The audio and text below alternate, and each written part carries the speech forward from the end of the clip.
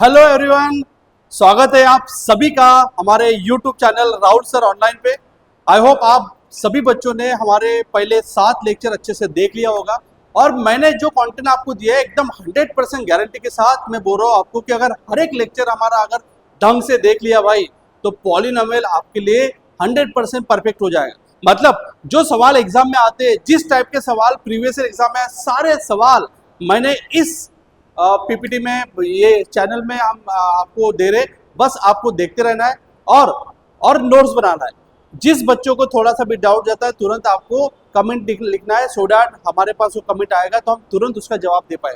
याद रखना है हमारा ये चैनल जो है वो 24/7 लाइव रहेगा। आप सभी बच्चों को मैं यही रिक्वेस्ट करता हूँ कि आपको हर एक लेक्चर देखने के बाद समझना है, प्रैक्टिस करना है, क्योंकि हम लोग लास्ट में ये हमारा लास्ट क्लास है, लास्ट लेक्चर है। इसके बाद मैं आपको देने वाला हूँ वर्कशीट, 2-3 वर्कशीट दूंगा, बस उतना सॉल्व कर लो और हमारे 7 लेक्चर भाई हमारे, मैं आपको बोल रहा हूँ ना, कॉल लेवल आपके लिए एक नेक्स्ट लेवल का बन जाएगा, याद रखना। तो भाई शुरू करते हैं। शुरू करने के पहले मैं जैसे कि हर बार आप लोगों को मैं हमारे ऑफलाइन बैचेस का जब रिजल्ट दिखाता हूँ तो मुझे सही में गर्व होता है कि मैं हमारी पूरी टीम ऑफलाइन में किस तरीके से काम करी। और याद रखना बेटा कि अब ऑनलाइन में भी हमारी पूरी टीम, राहुल सर आप सभी बच्चों के साथ है। बस आपको मन लगा के पढ़ाई करना है। गारंटी से बोलता हूँ 100 में से 100 आपका मैथ्स में पक्का है। चलो भाई, तो यहाँ पे आप देखोगे तो 12 स्टूडेंट 90% प्लस है और मोर देन 40 स्टूडेंट ऐसे जो 80% प्लस। शुरू करें भाई। लेक्चर केस स्टडी वाला सवाल रहेगा जो मोस्ट इंपॉर्टेंट सवाल है जो आज मैं आपको पढ़ाऊंगा। इस सवाल में अगर आप देखोगे तो क्वेश्चन इज वेरी सिंपल। बस आपको ध्यान से पढ़ना है कि क्वेश्चन में क्या बोला है। काफी बच्चों को लगता है कि केस स्टडी हार्ड है, लेकिन मैं आपको बोलता हूँ केस स्टडी बहुत इजी है, बस आपको ध्यान से पढ़ना है।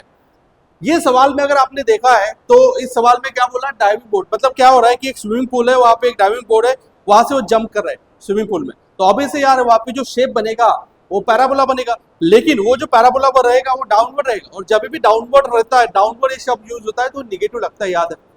तो सबसे पहले हमें यही पढ़ना है कि उसने इक्वेशन दे दिया है, हाइट और टाइम का रिलेशन दे दिया है कि हाइट और टाइम का रिलेशन क्या है। ठीक है, तो what is the value of के की वैल्यू पूछा है। बट हमें पता है इनिशियली जब टाइम t इक्वल टू 0 था तो वो जो एनी थी उसका जो हाइट था अबो द वाटर लेवल था 48। तो 48 आपको लिखना पड़ेगा। 48 जब कब कब कब जब t क्या था, 0 था। जब t क्या था, 0 था। जब t क्या था, 0। यहाँ से आपको k मिल जाएगा 48। तो ये आपका पहला सवाल हो गया, k मिला आपको 48। कितना इजी है बताओ। मतलब बहुत सिंपल था। थोड़ा सा रिलेशन देखना है कि भाई मैं इनिशियली अगर वो बोर्ड पे खड़ा हो तो मेरा हाइट तो 48 है, लेकिन उस टाइम पे इनिशियली मतलब टाइम क्या था, t इक्वल टू 0। आपको डाल दो, आंसर निकल जाए। दूसरा, at what time will she touches the water in the pool. अगर उसको टच करना है वाटर इन अ पूल में तो ऑब्वियस यार वो टच तभी करेगी जब उसकी हाइट 0 हो जाएगी, जब ये h ऑफ t 0 बन जाएगा।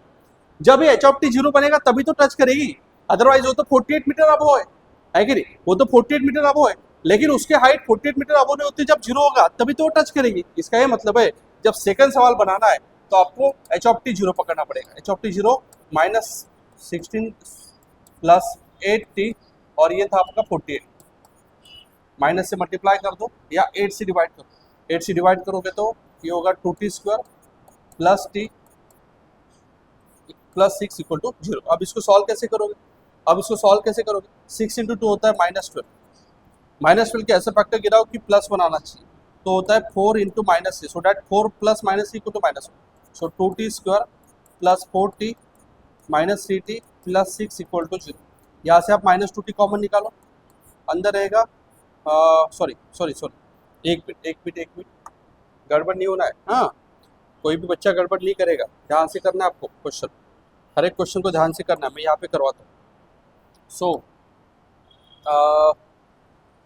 -2t कॉमन निकालो, -2t कॉमन निकालोगे तो यहाँ पे t रहेगा और यहाँ पे -2 बन जाएगा। यहाँ से -3 कॉमन निकालो, अंदर रहेगा t रहेगा, -2 बन जाएगा इक्वल टू 0। तो एक आएगी t -2 इक्वल टू 0 और एक आएगी -2t -3 इक्वल टू 0। तो यहाँ से t आएगा 2 और यहाँ से -2t इक्वल टू 3, तो t आएगा -3/2। ये तो पॉसिबल नहीं है, t कभी निगेटिव नहीं हो सकता। इसका मतलब है t equal to 2। t equal to 2 option A क्या भाई, t इक्वल टू 2 है। Option B is correct. तो इस तरीके से सवाल था भाई। किसी को थोड़ा सा भी डाउट है तो आप बोलो, बहुत सिंपल था। एक स्विमिंग पूल है और वो डाइविंग बोर्ड है, यहाँ पे वो लड़की खड़ी है और जब वो अंदर मतलब वो डाइविंग करेगी, जब स्विमिंग पूल में उतरेगी तो वो जो शेप है वो पैराबोला बनेगा, वो डाउनवर्ड पैराबोला है। लेकिन पहला सवाल ये है कि वो लड़की initially at t equal to 0 उसकी हाइट 48, जब टी इक्वल टू 0 है तब उसकी हाइट 48 मीटर अबव है, तो वही किया हमने, टी इक्वल टू 0 पकड़ा तो हाइट 48 है। और जब वो टच करेगी मतलब हाइट 0 हो जाएगी, तो उस टाइम पे आपको टाइम पूछा है, तो वही किया मैंने, जब टाइम निकालना आपको तो आपको टी एच इक्वल टू 0 पकड़ना पड़ेगा। इस तरीके से आपको ये सवाल बना, आपको लिख लेना है सवाल, किसी को थोड़ा सा भी डाउट है पूछो, क्योंकि ये सवाल बहुत इंपॉर्टेंट है और ऐसे सवाल पॉलिनोमियल के केस स्टडी में एग्जाम में पूछते हैं, याद रखना। हाँ, अब ये बहुत ही बेसिक सवाल है यार, ये तो आपको देखना ही नहीं है, मतलब आपको बेसिक सवाल है, आपको कॉन्सेप्ट क्लियर होना चाहिए। जब वो डाइविंग करेगी मतलब वो पूल पे जब वो जंप करेगी तो अबे से वो डाउनवर्ड पैराबोला बनेगा, और जब डाउनवर्ड शब्द यूज होता है ना तो वहाँ पे निगेटिव वाला इक्वेशन बनता है। पैराबोला मतलब आपको पता है, पैराबोला ये हमेशा क्वाड्रेटिक इक्वेशन का बनता है, मतलब यहाँ पे जो इक्वेशन दिया है ना यहाँ पे 4, उसने वही बोला है कि उसका इक्वेशन क्या बनेगा, उसका जो शेप जो वो पूल में जब वो जंप कर रही है तो वहाँ पे जो पैराबोला बनेगा उसका इक्वेशन क्या बनेगा। बट हो क्या रहा है, वो पुल जो है डाउनवर्ड, मतलब वो डाउनवर्ड जंप कर रही है, इसका मतलब है कि इक्वेशन क्वाड्रेटिक बनेगा लेकिन वो निगेटिव रहेगा। देख लो निगेटिव इक्वेशन कौन सा है, निगेटिव इक्वेशन आपका डी वाला -24 टी स्क्वायर वाला, तो ऑप्शन डी इज करेक्ट। ये बहुत ही बेसिक सवाल, ठीक है ना, तो इस तरीके से आपको करना पड़ेगा। यहाँ पे भी सेम, यहाँ पे भी सेम आपको क्या करना है, सबसे पहले sum of zeros and product of zeros दे दिया, मतलब आपको पहले इक्वेशन बनाना पड़ेगा, T square minus alpha plus beta into T plus alpha into beta, so के T square minus alpha plus beta 1 minus 6, तो -5 T plus alpha into beta मतलब -6, तो इसको सॉल्व करोगे तो आएगा टी स्क्वायर प्लस 5t -6, ये आएगा, ठीक है। अब देख लो यार, और इसकी वैल्यू तो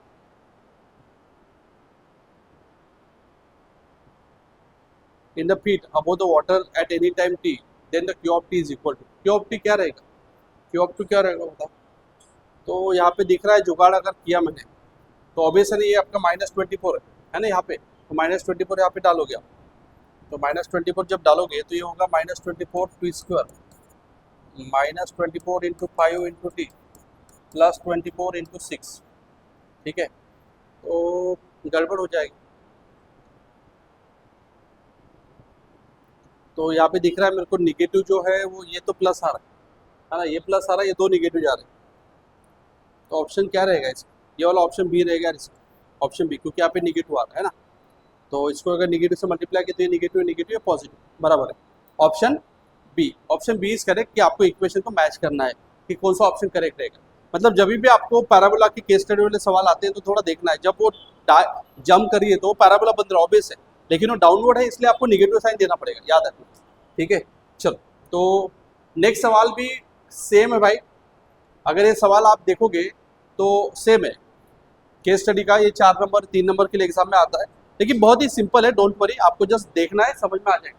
the dolphin in the pool at an equilibrium, a dolphin jumps out of the water travelling at 20 centimetre per second, it's height above the water level after t second is given by, ये वाला, ठीक है।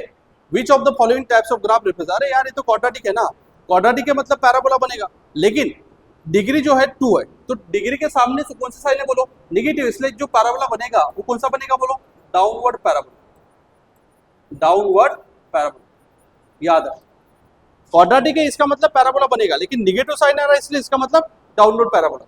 Find the zeros of the polynomial, अरे यार इसके zero निकालना है यार, find the zeros of the polynomial, किसी के भी जीरो अगर आपको निकालना है तो बहुत ही सिंपल है, आप क्या करो, उसको इक्वेट टू जीरो करो, उसको इक्वेट टू जीरो करो, यहाँ पे t कॉमन निकालो, 4 भी कॉमन निकालो, 4t कॉमन निकालो, जब 4t कॉमन निकालोगे यहाँ पे बचेगा 5, और जब 5 और ये t तो गया -4, यहाँ पे बचेगा t स्क्वायर का एक t गया तो एक t बचेगा इक्वल टू 0, तो एक वैल्यू आएगी 4t इक्वल टू 0, मतलब t इक्वल टू 0, और एक वैल्यू आएगी t इक्वल टू 5/4, इसको सॉल्व जब करोगे तो आएगा 5/4, तो इस तरीके से आपको जीरोस ऑफ द पॉलिनोमियल मिल जाएगा, मतलब बहुत ही बेसिक सवाल।